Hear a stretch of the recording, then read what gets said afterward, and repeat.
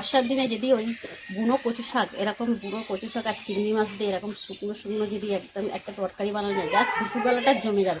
কীভাবে এই বুনো কচু শাকের রেসিপিটা করেছি আপনারা পুরো রেসিপিটা দেখতে থাকুন ও আমার সঙ্গে থাকুন। আশা করি কিন্তু আপনাদের ভালো লাগবে। ভালো লাগলে অবশ্যই আমার চ্যানেলটাকে সাবস্ক্রাইব করে দিয়ে আমার পাশে থাকবেন আর প্রচুর প্রচুর শেয়ার করবেন। আর দেখুন কতটা শুকনো করে রান্না করেছি, দেখুন কতটা শুকনো করে এরমভাবে কিন্তু রান্না করতে হবে। কীভাবে রান্না করেছি, এটা কিন্তু কুড়ি কচু শাক না, এটা হচ্ছে বুনো কচু শাক। যে শাক, যে কচু শাকগুলো রাস্তার ধারে বা পুকুর পাড়ে খাল পাড়ে হয়, বসানো হয় না, চাষ করা হয় না, সেই শাক দিয়েই আর সেই শাকের কচু পাতা শাকটা দিয়েই কিন্তু আজকে আমি তৈরি করেছি। কীভাবে তৈরি করেছি আপনারা পুরো রেসিপিটা দেখতে হবে। চলুন শুরু করে না বন্ধুরা। দেখুন আজকে আমি দুপুরে রান্না করব। দেখুন এই মাঠে থেকে, ডাঙ্গা থেকে, এমনি পাড়ে থেকে তুলে নিয়েছি বুনো কচু শাক। এই কচু শাকই আজকে আমি কিন্তু দুপুরে রেসিপি করব। কীভাবে এই কচু শাক এই বর্ষার সময়, কিন্তু বর্ষার দিনে এই শাকটা এমনভাবে রান্না করতে হবে একদম কিন্তু গালে লাগবে না। অনেক সময় বুনো কচু কিন্তু গালে লাগে, কিন্তু এটা এমন করে রান্না করা আপনাদের দেখাবো, একটু গালে ধরবে না ও গাল চুলকাবে না। চলুন রান্নাটা শুরু করি। তার জন্য দেখুন একটা উনানে আমি কড়া বসিয়ে দিয়েছি আর কড়াতে সামান্য জল দিয়েছি। জলটা একটু গরম হয়ে গেছে। এবার এই জলের মধ্যে কচু শাকগুলো দিয়ে দিলাম। দেখুন এই শাকের মধ্যে তার মতো লবণ দিলাম, দিয়ে এবারে আমি একটু ঢাকা দিয়ে ভালো করে একটু ভাপিয়ে নেব। দেখুন কচু শাকটা ঢাকা দিয়ে দিয়ে একদম জল একদম শুকনো করে নিচ্ছি। এরকম কিন্তু করার সাথে শুকনো ফ্রাই কিন্তু এরকম ভালো করে নিয়ে নিতে হবে। দেখুন একদম জানে না রস থাকে। এবার একটু করে নেব। তুই গাছ থেকে এত বড় আম পেড়ে নিয়ে এসছিস, কী করবে এটা? পোড়া চাটনি করবো, তো মাকে কেটে দিতে বল, চাটনি করে দিই। পোড়া খায় না এখন, বর্ষা হচ্ছে। দেখুন এবার কচু শাকটা তুলে নেবো, নিয়ে কড়াটা ধুয়ে আবার বসিয়ে দেবো।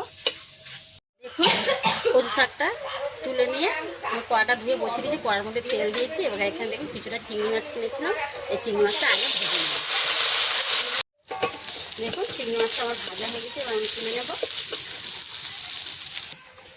এবার দেখুন ওই কড়ার মধ্যে আমি দিচ্ছি সর্ষের তেল। কচু পাতাটা আমি সর্ষের তেল দিয়ে করছি। ওই সর্ষের তেলের মধ্যে একটা শুকনো লঙ্কা, দুটো তেজপাতা, 1 চামচের মধ্যে কালা জিরা, এই কয়েক কটা গোটা রসুন ছাড়ানো দিয়ে দিলাম। দেখুন সবগুলো একদম ভাজা ভাজা হয়ে গেছে। একটা ছোট্ট সাইজের পেঁয়াজ কুচানো আর কাঁচা লঙ্কা কুচানো দিলাম। দেখুন সব কটা একদম একটু লাল লাল করে ভেজে নিয়েছি। এর মধ্যে দেবো রসুন পেস্ট। দেখুন একটা রসুন মশলার সাথে ভেজে নেবো ভালো করে। মশলাগুলো ভাজা হয়ে গেছে। এর মধ্যে সামান্য একটু হলুদ গুঁড়ো দিচ্ছি, বেশি দিলাম না, সামান্য একটু জল দিচ্ছি যাতে মশলাটা না ফুলে যায়। দেখুন 1/2 চামচের কম লঙ্কার গুঁড়ো দিলাম। এবারে কষে দিচ্ছি। দেখুন মশলাগুলো সব আমার কষানো হয়ে গেছে। এবারে সিদ্ধ করে রাখা কচু শাকটা মশলার মধ্যে দিয়ে দিলাম। এটা আগেতে আমি কিন্তু লবণ দেওয়া রয়েছে আর কিন্তু এবার একটু দেখে নিয়ে লবণ দেবো। এবার এই মধ্যে মশলার মধ্যে দিয়ে এবার কচু শাকটা দিয়ে নাড়াচাড়া করবো। দেখুন এখানে কচু শাকটা নেড়ে নেড়ে কিন্তু একদম শুকনো করে নিচ্ছি। দেখেছেন কতটা সুন্দর হয়েছে। এবারে সব শেষে আমি দেবো 1 চামচের মতন কাঁচা জিরে বাটা, 1 চামচের মতন চিনি। চিনিটা কিন্তু অবশ্যই নালে গলা ধরবে। এবারে ভেজে রাখা চিংড়ি মাছ দিয়ে এবারে আবার আমি ভালো করে কচু শাকের সাথে নাড়াচাড়া করে রান্না করে নেব। দেখুন কচু শাকটা চিংড়ি মাছটা দিয়ে নেড়ে নিয়ে দেখুন একদম কড়ার সাথে দেখুন কড়া থেকে উঠে আসছে। দেখেছেন ঠিক এরকমই রান্না করতে হবে, একদম কিন্তু কড়ার মধ্যে লেগে নেই, দেখে নেই। নাহলে কিন্তু এটা বর্ষার তো বুনো কচু শাক যে বলেছি যে মাঠের ধারে ধারে বা পাড়ের ধারে ধারে যেগুলো হয় রাস্তার ধারে ধারে, সেই শাকটাই কিন্তু আজকে আমরা তুলে রান্না করে খাচ্ছি। আর এই শাকটা কিন্তু খুব টেস্ট হয়। এরকমভাবে রান্না করে দেখবেন খুবই সুন্দর লাগবে। আর এতে যদি একটু আপনারা নারকেল কোড়া দেন তো আরও খুবই ভালো লাগবে। দেখেছেন দেখুন আর কতটা সুন্দর হয়েছে। দেখুন ফুলটা উঠে আসছে, দেখছেন দেখুন কতটা সুন্দর লাগছে। এরকম কিন্তু ঠিকঠাক কচু শাকটা রান্না করলে শুধু কচু শাক দিয়েই কিন্তু দুপুরের ভাতটা খাওয়া যাবে। দেখেছেন একদম কিন্তু জল দিলে চলবে না, এরকম একদম শুকনো শুকনো রান্না করতে হবে, যেহেতু বর্ষার সময় তো।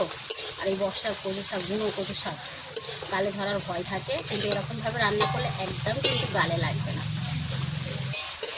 দেখুন কচু শাকটা আমার রেডি হয়ে গেছে, এবার আমি এবার তুলে নিচ্ছি।